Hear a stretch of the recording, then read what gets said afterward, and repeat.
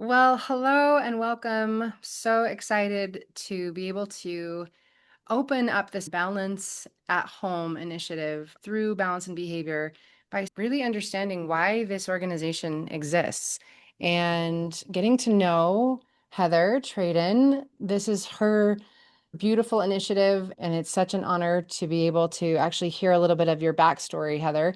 So, why don't we just get started by you sharing a little bit about yourself and your background and how it's led you to balance and behavior? Sure, I would love to. Thanks, Miriam. Thanks for being a part of this initiative. So, I'm Heather, and I started Balance and Behavior a few years ago. I grew up in a home with two siblings with disabilities, one just older and one just younger than myself. So, I think I've always had from a very young age a propensity to pay attention to and be aware of other people that have neurodivergence and disabilities of a variety of kinds. I've never really felt uncomfortable where I know some people just feel uncomfortable. They don't really know what to say to someone in a wheelchair or somebody that has a child that has Down syndrome or the variety of experiences that can happen out there. And that's always something that generally has felt safe and easy for me. I raised my own children with neurodiversity, and I personally have my own neurodiversity that I work with as well. And so, neurodiversity is also something that's of interest to me.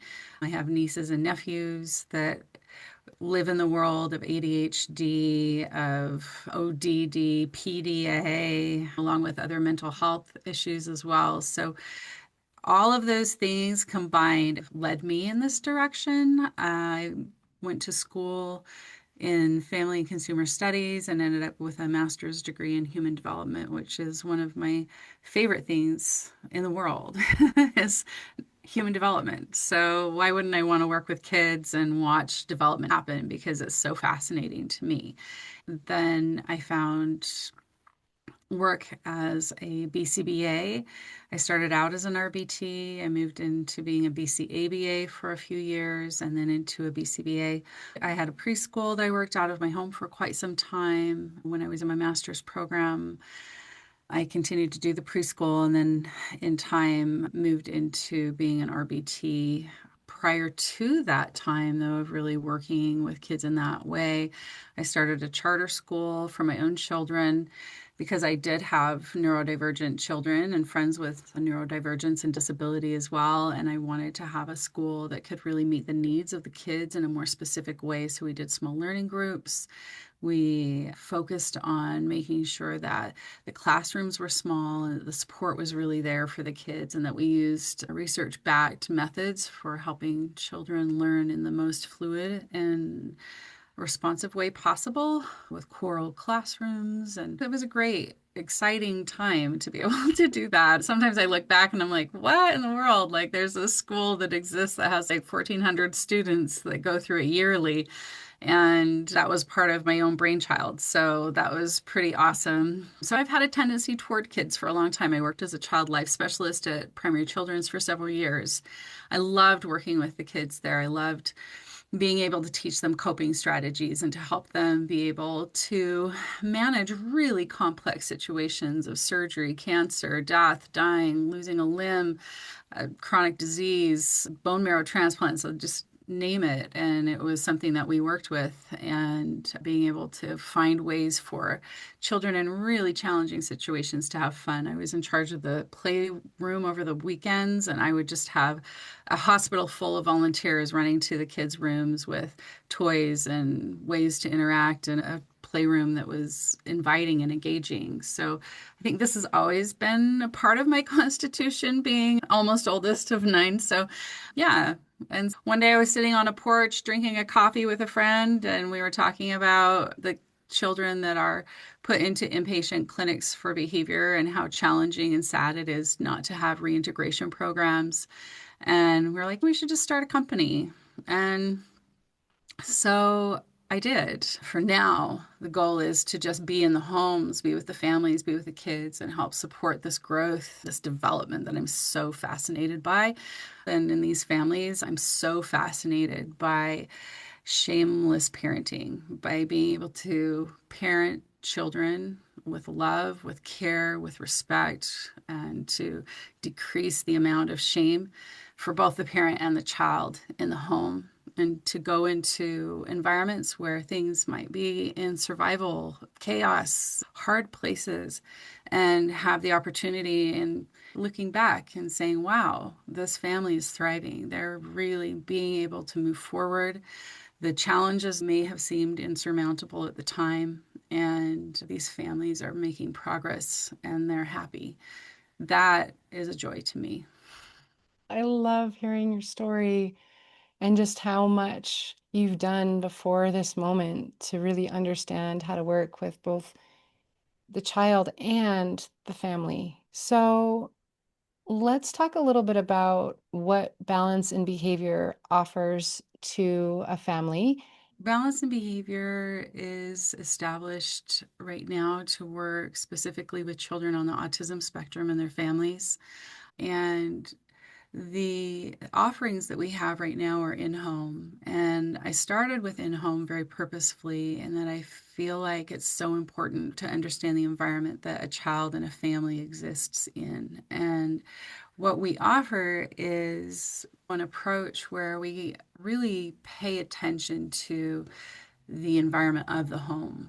What parenting strategies are currently in place? What are the behaviors like that are happening? How is the home functioning? How does it seem to move through the day? And being really careful about that. It's important to me not to walk into a home and assume all of these things that I know are going to be helpful to them. I prefer to walk into a home with a really open mind about what is working and to see where families are doing well and to help parents understand that they are really actually making some really good parenting moves.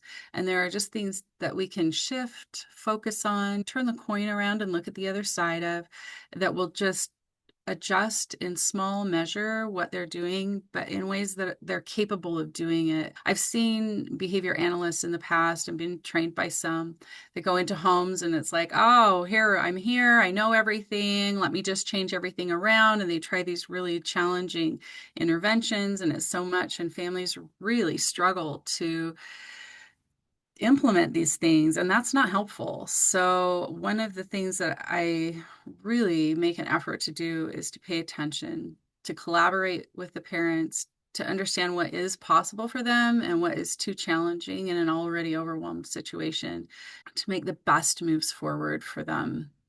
I have been so appreciative of parents over the years that have called me out. Why have you written this way? This doesn't seem like something that's comfortable for my child. I don't want you to ask them a question like that and for them to be forced to answer it in that way, or you put these programs into my child's lesson plan, but we didn't talk about it before they're in there. I'm not comfortable with them being in there.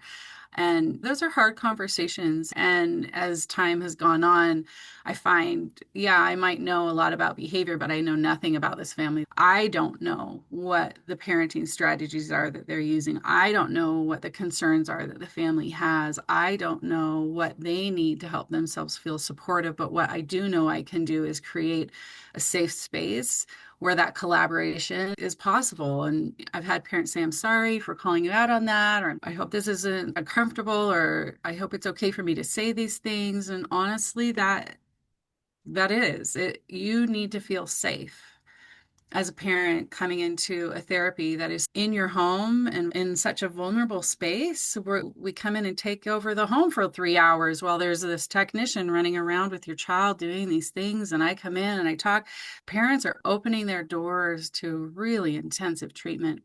And the most important thing that I can do is be aware of that, be respectful of that, and be a partner instead of somebody that knows something. It's a challenging field that we work in with behavior, and sometimes these behaviors can be really intense, and sometimes the kids can really struggle. And helping parents understand that behavior is communication at its basic level.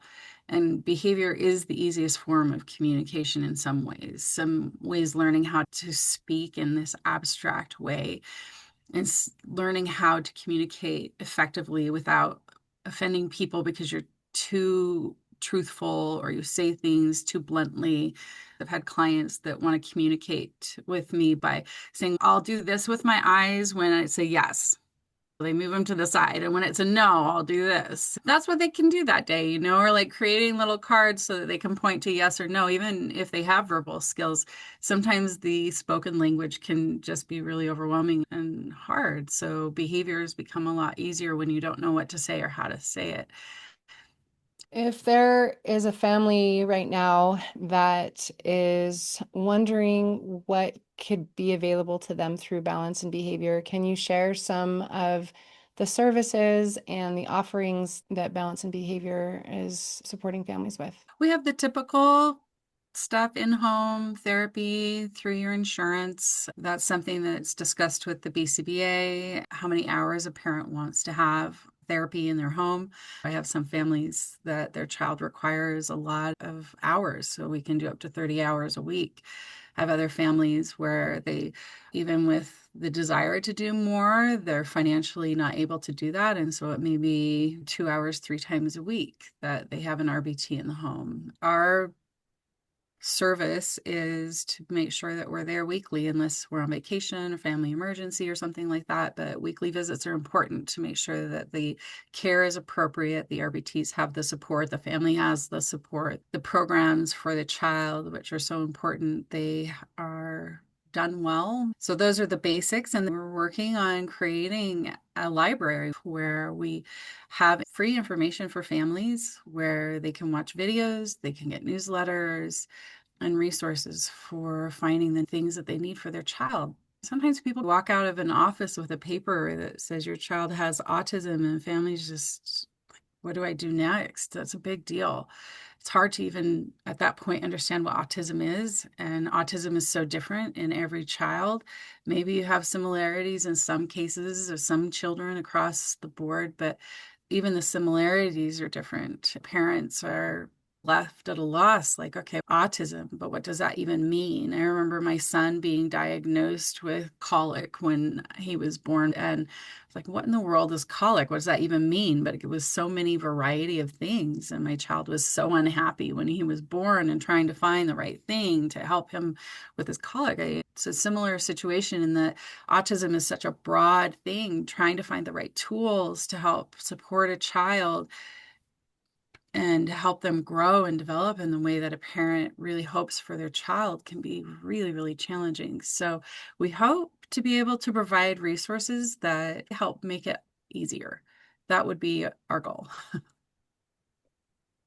Thank you so much, Heather. Is there anything else that you would want to share with parents who are overwhelmed right now with their parenting with their children? It's a hard place. I'm a mom too. I've been there. I still get there at times. I have a teenager that challenges me to my core at times. And most importantly, what I want is to have a relationship with my child and for us to be able to figure out how to move forward in a way that is honoring and respectful to him and honoring and respectful to me. And finding that balance sometimes can be a challenge. And so when a parent is in a world where they're feeling really overwhelmed, they don't know what to do with their child, they don't have the parenting skills, or the parenting skills that they have found aren't working, which is another thing that happened with me with my own neurodivergent children, is like typical parenting is not the parenting for my kids. So then it's finding the resources, finding the right books, finding the right people, and it can be challenging and it can be overwhelming when you're already in survival mode. So we hope that these resources can be really valuable, that they can provide some guidance, and that even though you may feel overwhelmed right now, there is hope and there is progress. Even for me, with one of my children, there were times in life where I would say, okay, this year I can look back and I say, I can see improvement. It's happening in year-long chunks, and that's really hard and challenging sometimes to be in the middle of, but I can look back and say I see improvement. And I'm hoping that for parents that are feeling overwhelmed and frustrated, that there's a voice of hope, that things can get better. It may not happen overnight, but with a little bit of time and some extra resources and new ideas about how to do something, that there can be growth, there can be progress, and life can come into a place where it's not just survival all the time, but you can actually live and function more successfully in the world with your whole family and with your child and for yourself, and not feel that guilt, that frustration, the heaviness that hangs over the situation at times. Hmm. Yeah. Thank you so much.